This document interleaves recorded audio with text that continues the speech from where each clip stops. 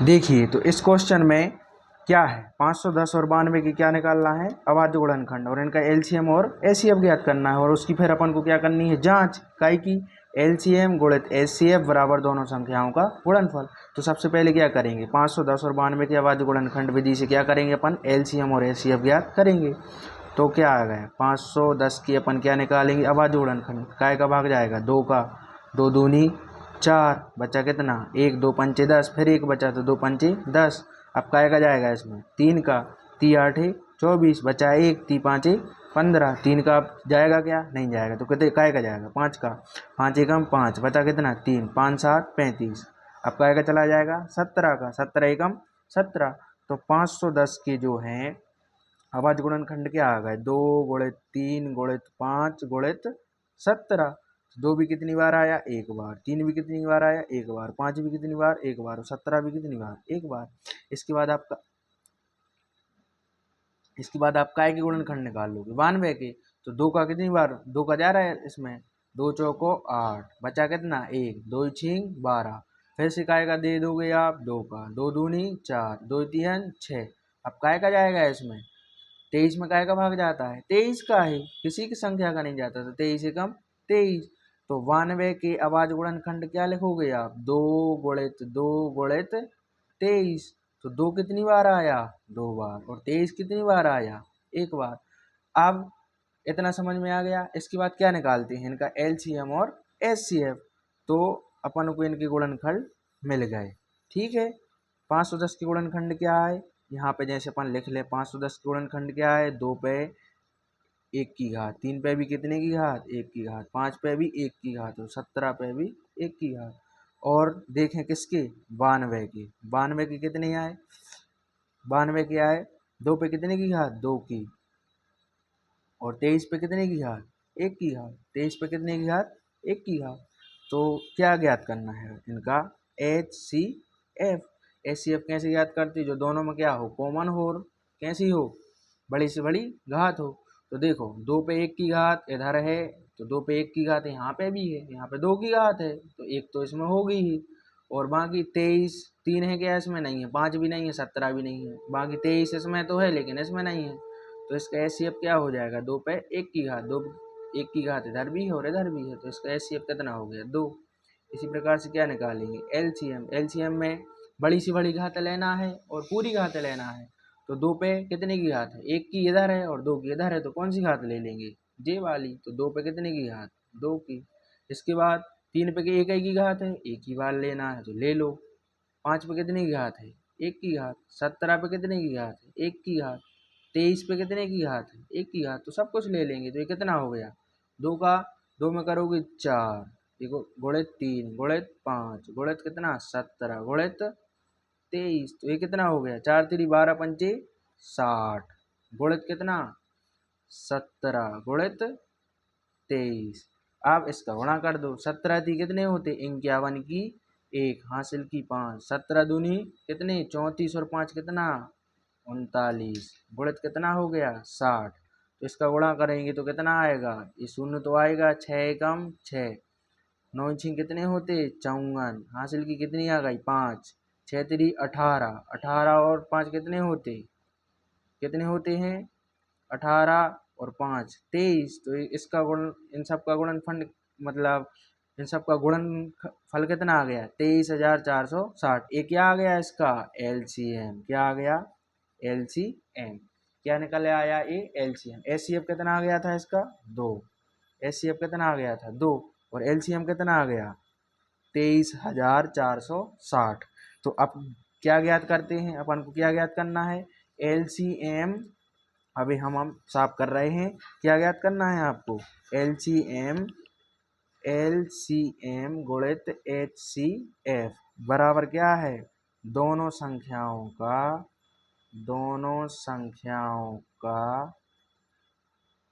गुणनफल।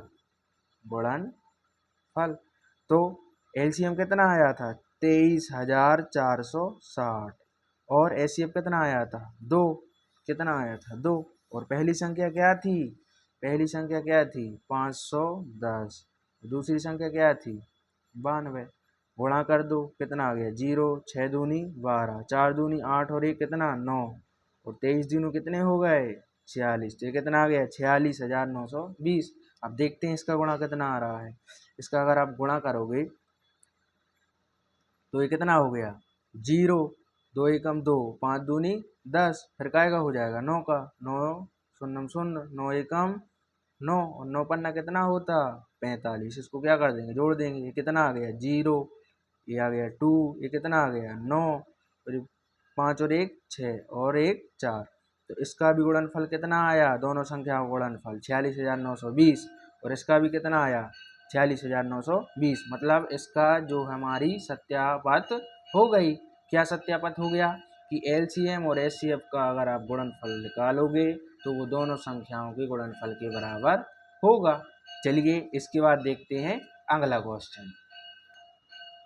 देखिए तो तीसरा क्वेश्चन क्या दिया है 336 और 54। कौन कौन सी संख्याएं दी हैं 336 और 54। तो सबसे पहले क्या लिखेंगे अपन हल डाल के क्या लिखोगे आप 336 और 54 की क्या निकालोगे अभाज्य गुणनखंड। तो 336 की अभाज्य गुणनखंड कैसे निकालोगे, काय का भाग चला जाएगा 2 का चला जाएगा, 2 एकम 2 बचा 1, 2 छिंग 12, फिर बचा 1, 2 अट्ठे 16, फिर काय का चला जाएगा 2 का, 2 अट्ठे 16, 2 चौको 8, फिर काय का चला जाएगा 2 का, 2 चौको 8, 2 दूनी 4, फिर काय का चला जाएगा 2 का, 2 दूनी 4, 2 एकम 2। अब काय का जाएगा इसमें 3 का, कितनी बार 3 7 21, 7 बार। अब काय का चला जाएगा 7 एकम 7। तो 336 के क्या आ गया अभाज्य गुणनखंड 2 कितनी बार आया, देखो 1 2 3 4, कितनी बार आया 4 बार। ऐसा अपन मल्टीप्लाई में लिख देंगे। 3 कितनी बार आया 1 बार, और 7 भी कितनी बार आया 1 बार। तो 2 कितनी बार आया 4 बार, 2 टू दी पावर 4। 3 कितनी बार आया 1 बार, और 7 भी कितनी बार आया 1 बार। जितनी बार आया उतनी की अपन क्या लगा देंगे, घात लगा देंगे। इसके बाद 54 की निकालते हैं अभाज्य गुणनखंड। 54 में काय का भाग जा रहा है 2 का, 2 दूनी 4, 2 सत्ते 14। अब काय का जाएगा 3 का चला जाएगा, 3 नाम 27, फिर काय का चला जाएगा 3 का, 3 तिरका 9, फिर काय का चला जाएगा 3 का, 3 एकम 3। तो 54 के जो है अभाज्य गुणनखंड क्या आ गए 2 गुणे 3 गुणे 3 गुणे 3। 2 कितनी बार आया 1 बार, और 3 कितनी बार आया 3 बार। ठीक है, तो एक आय के गुणनखंड आ गए 54 की। अब क्या निकालते हैं इनका एलसीएम और एचसीएफ। तो एचसीएफ कैसे निकाला जाता है, जैसे अगर इनका एचसीएफ निकालें कौन कौन सी संख्या का 336 और 54 का, ऐसा भी आप लिख सकते हो। तो एचसीएफ कैसे निकाला जाता है, दोनों में क्या हो कॉमन हो और हाईएस्ट क्या हो उसका फैक्टर हो। तो देखो 2 पे 1 की घात इधर है, और 2 पे कितने की घात है 4 की घात इधर है। ठीक है, तो 4 की घात अगर दोनों में होती तो अपन 2 पे 4 की घात ले लेते, लेकिन 2 की घात यहाँ तो है यहाँ भी है, लेकिन 4 की यहाँ है लेकिन यहाँ नहीं है। तो 2 पे कितने की घात 1 की घात ले लिया आपने। और देखो इधर है 3 पे 3 की घात, और इधर है 3 पे 1 की घात। तो क्या ले लेंगे आप 3 पे 1 की घात, तो कितना आ गया 3 दूनी 6। तो आपका एचसीएफ कितना आ गया 6। इसी प्रकार एलसीएम कैसे निकालोगे, काय का 336 और 54 का। बड़ी सी बड़ी घातें लेना है। देखो 2 पे 1 की घात है, 2 पे 4 की घात है, तो क्या ले लेंगे अपन 2 पे 4 की घात। 3 पे 1 की घात है, 3 पे 3 की घात है, तो क्या ले लेंगे अपन 3 पे 3 की घात। 7 पे 1 की घात है और एक ही जगह है, तो उसको तो लेना ही पड़ेगा। तो कितना आ गया, इसका गुणा करोगे तो कितना आ गया 4 चौको मतलब 2 दूनी 4 दूनी 8 दूनी 16, और 3 तिरका 9 तिया 27, और ये कितना आ गया गुणित 7। तो इसका गुणा कर दो, कितना आ गया 7 सतैया 49, 4 7 दूनी 14 और 4 18। इसका फिर से गुणा कर दो 116 का काय में 189 में, इधर करके देख लो 189 गुणित 16, 6 नाम कितने होते 54, 6 8 48, 48 और 5 कितने 53 की 3 हासिल की 5, 6 कम 6 और 5 कितना होता है 11। एक का गुणा करोगे तो कितना आएगा 100, मतलब कितना आएगा 189। तो ये कितना आ गया 4, और ये कितना आ गया 9 और 3 कितने होते 12 की 2, और 8 और 2 कितना हो गया 10 का शून्य हासिल की 1। तो ये कितना हो गया 1 2 3 कितना हो गया 30 40, कितना हो गया 30 40। क्या आ गया इसका 30 40, ये क्या आ गया इसका एलसीएम।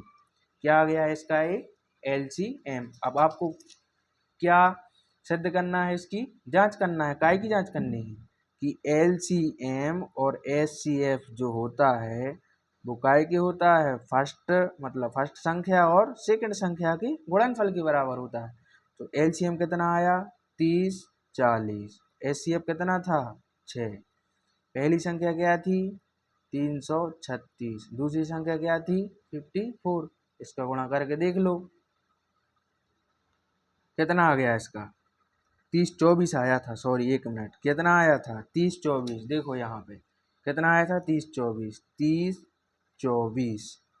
यहाँ पे क्या लिखोगे आप 30 24 गुणित 6, ठीक है। और ये कितना है 336 गुणित 54, गुणा कर दो 6 चौको 24, कितना बचा 2, 6 दूनी 12 और 2 कितने हो गए 14 और 6 3 कितने 18। तो 18 144, इसका गुणा कितना आ गया 18 144, इसका गुणा कर दो 6 चौको कितने हो गए 6 चौको 24, 2 4 3 12 और 2 कितने होते हैं 14 की 4, 4 3 12 और 1 13, नीचे क्रॉस लगेगा।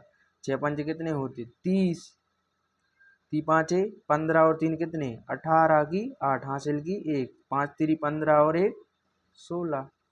देख लो इधर कितना आ गया 4, ये भी कितना आ गया 4, 8 और 3 कितने होते 11 की 1, हासिल की 1, 6 और 2 कितने 8, ये कितना आ गया 1। तो इसका गुणनखंडी मतलब गुणनफल भी कितना आ रहा है 18,144, और इसका भी कितना आ रहा है 18,144। तो ये दोनों क्या है बराबर हैं।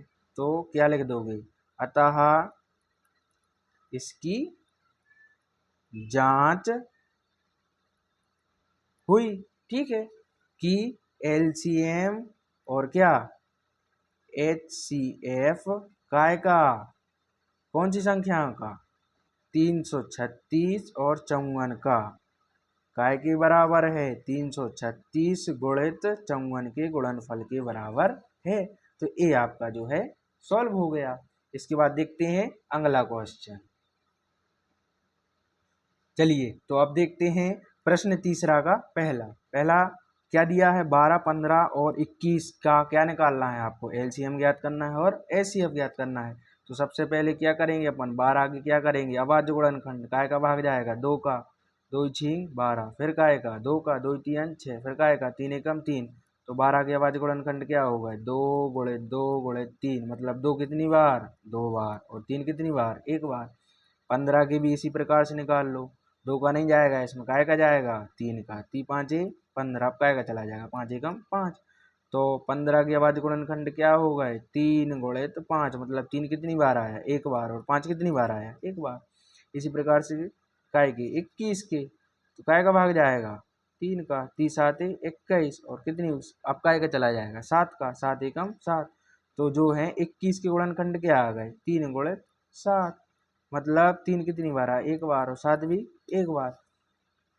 अब क्या निकालते हैं सबसे पहले HCF। अगर अपन HCF काय का निकाल रहे हैं 12 15 और 21 का, तो देखो HCF में क्या किया जाता है सब में कॉमन भी होना चाहिए, अगर बड़ी सी बड़ी घातें मिल जाएं तो कॉमन मिल जाए, ठीक है, वरना छोटी से छोटी तो चलती ही। तो देखो 3 पे कितने की घात है 1 की घात इधर है, देखो 2 पे 2 की घात इधर तो है, इधर नहीं है इधर भी नहीं है। देखो 3 पे 1 की घात इधर है, इधर भी है और इधर भी है, सब जगह है, तो 3 पे 1 की घात तो आ ही जाएगा। अब 5 इसमें है लेकिन इसमें नहीं और इसमें भी नहीं है, 7 इधर इधर है लेकिन इन दोनों जगह नहीं है, तो इनका HCF कितना हो गया 3। ये आ गया समझ में, HCF कितना हो जाएगा 3।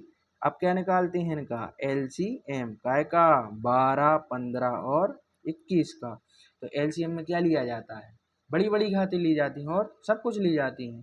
तो 2 पे 2 की घात है और कहीं तो है नहीं, तो 2 पे 2 की घात तो ले ही लेंगे। 3 पे 1 की घात इधर है इधर है इधर है, तो एक ही है तो एक ही बार 3 पे 1 की घात ले लेंगे। अब 5 पे कितने की घात है 1 ही बार है, और 7 पे भी कितने की घात है 1 की घात, तो इसको भी अपन ले लेंगे।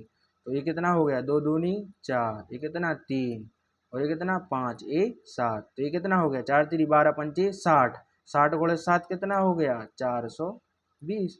तो ए इसका क्या आ गया LCM, ये आपका क्या है आंसर है। ये आपका LCM आ गया और ये आपका HCF आ गया। इसी प्रकार से क्या देखते हैं दूसरा क्वेश्चन। तीसरा का जो दूसरा क्वेश्चन है वो क्या दिया है आपको, तीसरा का दूसरा क्वेश्चन, तीसरा का जो दूसरा क्वेश्चन है वो क्या दिया है, 17, 23 और 29, क्या क्या दिया है, 17, 23 और 29। तो सबसे पहले क्या करेंगे, इनके क्या करेंगे अपन, अभाज्य गुणनखंड निकालेंगे। तो 17 में काय का भाग जाता है, 17 में किसी संख्या का भाग जाता है, किसी का नहीं, काय का जाएगा, 17 ही का। तो 17 के अभाज्य गुणनखंड क्या होंगे, 17 ही। ऐसे ही 23 में भी काय का भाग जाएगा, केवल 23 का ही, और 29 में भी काय का जाएगा, केवल 29 का ही। ठीक है, क्या आ गया, 17 का 17 ही आया, इसका कितना आया, 23 ही, और इसका कितना आया, 29 ही।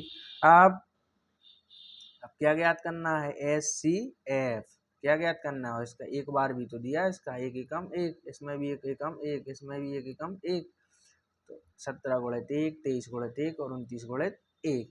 तो HCF में क्या ज्ञात, क्या देखा जाता है, जो सब में कॉमन हो।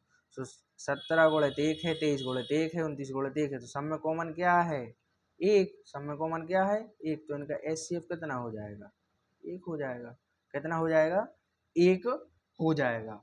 किस किस का, 17, 23 और 29 का HCF कितना हो जाएगा, एक हो जाएगा। अब LCM ज्ञात करने के लिए क्या करते, LCM ज्ञात करने के लिए क्या करोगे, 17 का गुणा कर दोगे, और काय का, 23 का और 29 का गुणा करना है, सीधा गुणा कर दो। 17 थी कितने होगा, 51 की एक, हासिल की 5, 17 दूनी 34 और 5 39, काय का गुणा कर दो, 29 का। 9 एकम 9, 9 इनाम 81, बचा 8, 9 तिया 27, 27 और 3 कितने होते हैं, 30 और 5 35। फिर 2 एकम 2, 9 दूनी 18, 3 दूनी 6 और 1 कितना हो गया, 7। तो ये आ गए 9, और ये आ गए कितने, 3, 8 और 5 कितना आ गया, 13, 13 की 3 हासिल 1, 7 और 3 10 और 1 11। तो ये कितना आ गया, 11,339। ये क्या आ गया इसका, LCM। ये समझ में आ गया, बिल्कुल ही इजी है। LCM और HCF ज्ञात करना बिल्कुल ही आसान है। ये आपका क्या आ गया, आंसर आ गया। इसके बाद अब अगला क्वेश्चन देखते हैं, उसमें क्या लिखा है। क्वेश्चन 3 में क्या दिया है, 8, 9 और 25। तो सबसे पहले क्या क्या ज्ञात करते हैं, इनके अभाज्य गुणनखंड। तो 8 के अभाज्य गुणनखंड क्या होंगे, 2 चौको 8, 2 दूनी 4, 2 एकम 2। इसी प्रकार से 9 के अभाज्य गुणनखंड क्या होंगे, 3 तिरका 9, 3 एकम 3। तो क्या हो गए, एक एकम एक, मतलब इसके क्या हो गए, 8 के हो गए 2 गुणित 2 गुणित 2, कितनी बार आया, 2 3 बार। 9 के क्या हो गए, 3 गुणित 3, 3 कितनी बार आया, 2 बार। इसी प्रकार से हम निकाल लेते हैं 25 के। तो 5m 25 और 5 एकम 5, तो 25 के क्या होगा गुणनखंड, 5 गुणित 5, 5 कितनी बार आया, 2 बार। अब इसका क्या निकालते हैं आप अपन, HCF क्या निकालते हैं, HCF काय का, 8, 9 और 25 का। तो देखो 8, 9 और 25 में तीनों में क्या कॉमन है, 2 इधर हैं, इधर नहीं है, इधर नहीं, 3 मतलब कोई भी ऐसी संख्या नहीं है जो सब में हो। तो सब में क्या होगा, सिर्फ एक। तो इनका HCF क्या हो जाएगा, क्या हो जाएगा इनका HCF, एक हो जाएगा। इसके बाद क्या निकालते हैं इनका LCM, काय का, 8, 9 और 25 का। तो LCM में क्या लिया जाता है, सब कुछ लिया जाता है, बड़ी से बड़ी घात। तो 2 पे कितने की घात, 3 की, 3 पे कितने की घात, 2 की, और 5 पे कितने की घात, 2 की। ये कितना हो गया, 2 दूनी 4 दूनी 8, 3 तिरका 9, और ये कितना हो गया, 5m 25। ये कितना हो गया, 8 नाम 72। ये कितना हो गया, 25। गुणा कर दो, 25 दूनी 50, कितना बचा, 5। 25 सत्य कितना होता है, 175, और 5 कितना हो गया, 180। तो इसका जो है LCM कितना हो जाएगा, 1800। ये आपका आंसर है। HCF कितना आ गया था, एक, और LCM कितना आ गया, 1800। ये आपका क्या हो गया, आंसर। इसके बाद अगला क्वेश्चन देखते हैं। देखिए, तो इसके बाद क्या देखते हैं, क्वेश्चन नंबर 4। क्वेश्चन नंबर 4 में क्या दिया है, HCF 306 और 657 का कितना दिया है, 9। और ज्ञात क्या करना है आपको, इनका LCM ज्ञात करना है। ठीक है। और संख्याएं तो दी हैं आपको, दो संख्याएं कौन कौन सी हैं, 306 और 657। तो क्या लिखोगे आप, क्या दिया है आपको, दिया है, क्या दिया है, HCF काय का 306 और 657 का कितना दिया 9।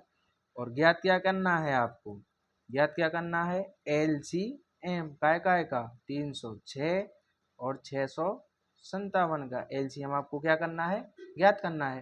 तो क्या करते हो, क्योंकि हम पता है, क्या पता है, LCM और का HCF क्या होता है, दोनों संख्याओं का, दोनों संख्याओं का गुणनफल, क्या होता है, दोनों संख्याओं का गुणनफल।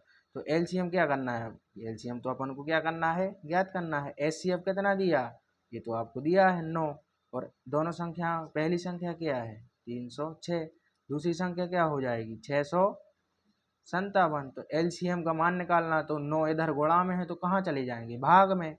तो LCM बराबर 306 गुणित 657 बटे में कितना आ जाएगा 9। अब क्या करेंगे अपन, 9 से इसको काट देंगे, काट दो, इसको काट दो, 9 तिया 27, कट जाएगा क्या, 9 तिया 27, कट गया, कितने बचे 3, 9 चौको 36, तो कितना आ गया 34 गुणित 657। इसका इसमें गुणा कर दो इधर, गुणा करके देख लो, 657 में का आएगा 34 का, 4 7 28, कितना बचा 2, 4 5 20 और 2 22 का 2 हासिल की 2, 6 चौको 24 और 2 कितने होते हैं 26। अब काय गुणा कर दो 3 का, 3 7 21, बचे 2, 3 5 15 और 2 17, हासिल 1, 6 3 18 और 1 19, कितना आ गया 19। तो ये हो गए 8, ये हो गए कितने 2 और 1 3, ये कितने हो गए 6 और 6 12 और 1 13, 8 9 और 1 10 और 2 12, ये हो गया 1, ये कितना हो गया, कितना आ गया इसका गुणा 22 33 8, कितना मतलब 22,338। ये क्या आ गया इसका एलसीएम, ये क्या है आपका आंसर। तो इस प्रकार से जो है हम इस क्वेश्चन को सॉल्व कर सकते हैं। अगर आपको समझ में ना आया, नहीं आया है तो आप वीडियो को पॉज करके दोबारा देख सकते हैं, बैक करके। देखते हैं अगला क्वेश्चन क्या कहता है। तो क्वेश्चन नंबर 5 में देखते हैं अपन क्या दिया है। जांच कीजिए कि किसी प्राकृतिक संख्या n के लिए संख्या 6 टू द पावर n अंक 0 पर समाप्त हो सकती है कि नहीं हो सकती। तो क्या क्या क्या करेंगे अपन, सॉल्व, हल। तो सबसे पहले क्या दिया है, संख्या क्या दी है 6 टू द पावर n। तो 6 के अगर अपन गुणनखंड निकालेंगे तो क्या होंगे 2 क्रॉस 3, यही होंगे। तो इसको अपन क्या लिख सकते हैं 2 टू द पावर n। तो इसको भी क्या लिख सकते हैं 2 टू दी पावर n और 3 टू दी पावर n। चूंकि अगर जैसे हमें क्या करना है, शून्य पर समाप्त करना है, मतलब अगर कोई संख्या क्या है शून्य पर समाप्त होती है, जैसे 50 हो गई 100 हो गई, मतलब लास्ट में क्या आ रहा है 100। तो ये वाली जो संख्या है कैसे विभाजित होगी, 5 से विभाजित होती है कि नहीं होती, 5 से विभाजित होती है।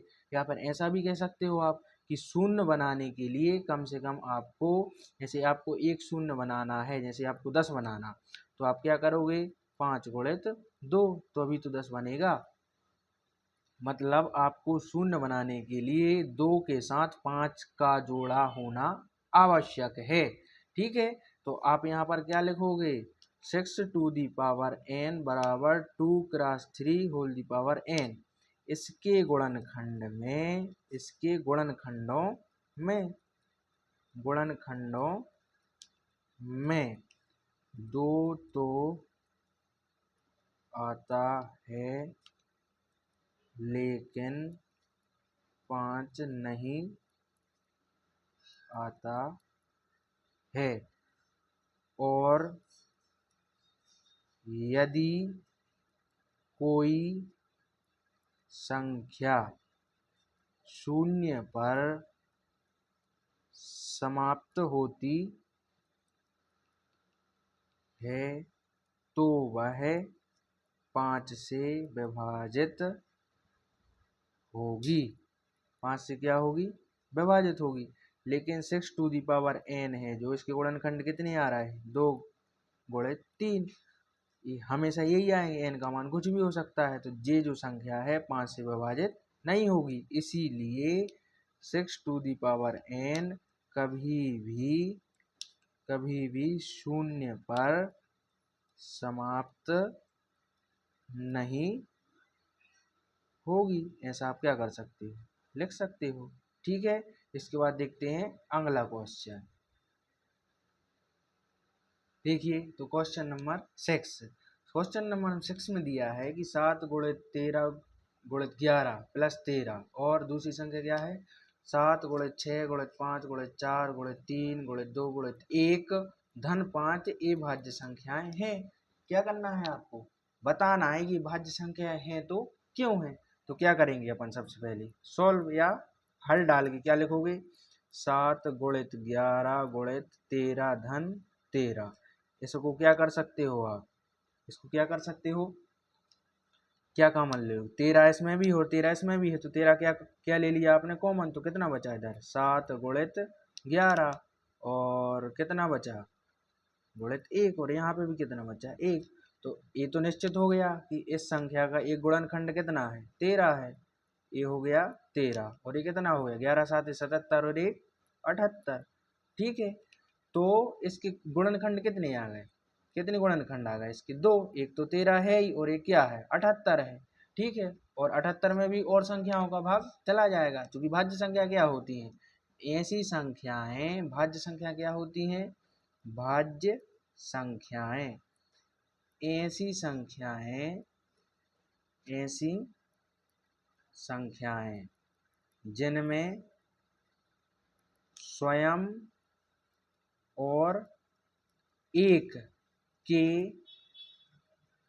अलावा और अन्य संख्याओं से क्या चला जाता है, और अन्य संख्याओं से क्या चला जाता है, संख्याओं से भाग चला जाता है, वही क्या कहलाती है भाज्य संख्याएं, चला जाता है। तो इसमें देखो 13 का भी जा रहा 78 का भी जा रहा है, इसमें और काय का चला जाएगा 2 का भी चला जाएगा और भी इसमें चला जाएगा, तो इसलिए क्या है भाज्य संख्या है। इसी प्रकार से इसको भी लिख सकते हो आप, कैसा 7 गुणित 6 गुणित 5 गुणित 4 गुणित 3 गुणित 2 गुणित 1 धन 5। तो देखो इसमें 5 इधर है, इसमें 5 इधर है, तो यहाँ से क्या कॉमन ले लोगे 5, तो कितना बचा 7 गुणित 6 5 कॉमन ले लिया, तो कितना बचा 4 गुणित 3 गुणित 2 धन 1। तो एक गुणनखंड तो 5 इसका निश्चित है ही। ठीक है, गुणा में कितना आ जाएगा 7 छिंग 42, कितना आ गया ये 7 छिंग 42, और ये कितना आ गया 3 दूनी 6 चौको 24, तो 42 गुणित 24 कितना होता है 24 दूनी 48 की 8 हासिल की 4, 24 चौको कितने होते 4 चौको 16, 4 दुनिया 24 चौको 96 और 4 कितने हो गए 100, 1008 और एक जुड़ जाएगा, इसका गुणनखंड कितना होगा 1008 धन के 1, तो 5 गुणित कितना आ गया 1009। तो ये संख्या 5 से भी विभाजित हो रही है और 1009 से भी विभाजित हो रही है, लेकिन 1009 जो है काय काय से विभाजित हो जाएगा, 1009 जो है काय काय से विभाजित हो जाएगा, इसमें अगर अपन भाग देंगे तो ये जो है अन्य संख्याओं से विभाजित होता है। इसीलिए आप लिख सकते हो क्या, चूंकि 7 गुणित 11 गुणित 13 धन 13 और 7 गुणित 6 गुणित 5 गुणित 4 गुणित 3 गुणित 2 गुणित 1 धन 5 ये भाज्य संख्याएं हैं, क्योंकि ये संख्याएं स्वयं और एक के अलावा अन्य संख्याओं से भी विभाजित होती हैं। इस प्रकार से आप लिख सकते हैं। ठीक है, यही आपका क्या है आंसर है। इसके बाद देखते हैं लास्ट क्वेश्चन। लास्ट क्वेश्चन में क्या दिया है, किसी खेल के मैदान के चारों ओर एक वृत्ताकार पथ है। ठीक है, जैसे कि माना कि ये जो है खेल का मैदान है, इसके चारों ओर एक वृत्ताकार पथ है, इसके चारों ओर एक कोई माना कि हमने इसके चारों ओर एक वृत्ताकार पथ है। इस मैदान का एक चक्कर लगाने में सोनिया को 18 मिनट लगते हैं। माना कि ये कौन है सोनिया है। ठीक है, इनको कितने मिनट लग रहे हैं 18 मिनट, और जबकि इसी मैदान का एक चक्कर लगाने में रवि को 12 मिनट लगते हैं। एक व्यक्ति और हैं कौन रवि, उनको कितने लगते हैं 12 मिनट। सोनिया को कितना समय लगता है, सोनिया दौड़ती हैं कितना समय लगता है 18 मिनट। और कौन दौड़ता है? दूसरा व्यक्ति कौन है? दूसरा व्यक्ति रवि। कौन है? रवि। उसको कितने लगते हैं? 12 मिनट। फिर आगे क्या लिखा है? मान लीजिए कि वे दोनों एक ही स्थान और एक ही समय पर चलना प्रारंभ करके एक ही दिशा में चलती है। मतलब जैसे दोनों यहाँ पे खड़े, ठीक है, तो एक ही समय पर एक ही साथ और एक ही दिशा में, मतलब दोनों इसी साइड आ रहे हैं, तो क्या लिखा है? कितने समय बाद वे पुनः प्रारंभिक स्थान पर मिलेंगे। तो अपन ने क्या किया था, जैसे हमने बताया था आपको, जैसे 18 की टेबल लिखें और कितने की? 12 की। तो 18 एकम 18, 18 दूनी 36, 18 तिरी 54, और भी बढ़ते जाओगे आगे, ठीक है। 12 की टेबल कैसे लिखोगे? 12 एकम 12, 12 दूनी 24, 12 तिया 36। तो 12 और 18 पहली बार कब मिलेंगे? कब मिल रहे हैं? तो पहली बार 36 पे मिल रहे हैं। 36 तो आ रहा है 12 और 18 की दुनिया में पहली बार। तो क्या ये क्या है इसका? LCM। तो इसको जो समय ज्ञात करने के लिए अपन क्या ज्ञात करेंगे? इसका LCM। LCM ज्ञात करने के लिए 18 के गुणनखंड क्या होंगे? 18 को गुणनखंड कैसे निकालती? 2 इनाम 18, 3 तिरका 9, 3 एकम 3। तो क्या आ गया इसके? 2 गुणे 3 गुणे 3, मतलब 2 एक बार और 3 कितनी बार? 2 बार। और काय के 12 के गुणनखंड क्या होंगे? 12 के गुणनखंड क्या हो जाएंगे? 12 के गुणनखंड क्या होंगे? निकाल लो इधर। 12 के गुणनखंड आप निकालोगे तो 2 छींग 12, 2 तीन 6, 3 एकम 3, 2 गुणे 2 गुणे 3। तो 2 पे कितने की घात? 2 की घात। और 3 पे कितने की घात? 1 की घात। आ गया, ठीक है। तो इनका एलसीएम कितना हो जाएगा? एलसीएम कितना हो जाएगा? एलसीएम में क्या करते? सब कुछ लेते और कौन सी बड़ी बड़ी घात है? 2 पे 1 की घात है, 2 पे 2 की घात है, तो कौन सी घात लेंगे? 2 पे 2 की घात। 3 पे 2 की घात है, 3 पे 1 की घात है, तो 3 पे कितने कौन सी घात लेंगे? 2 की घात। तो 2 दूनी 4, 3 तिरका 9, 9 चौको कितने आ गए? 36 मिनट।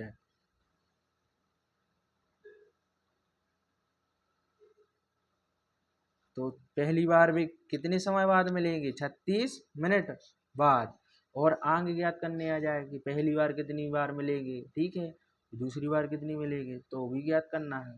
12 इसका, और 18 तिरी 54, 18 चौको कितने होते? 72, 18 पंची 90, और इसको बढ़ाओ। 12 तिया 36, 12 चौको 48, 12 पंची 60, 12 छिंग 72। तो अगली बार कब मिलेंगे? 72 मिनट बाद। ऐसे ही आप याद कर सकते हो, ठीक है। तो इसी के साथ हमारी प्रश्नावली 1.1 समाप्त हो जाती है। मिलते हैं नेक्स्ट वीडियो में प्रश्नावली 1.2 के साथ। धन्यवाद।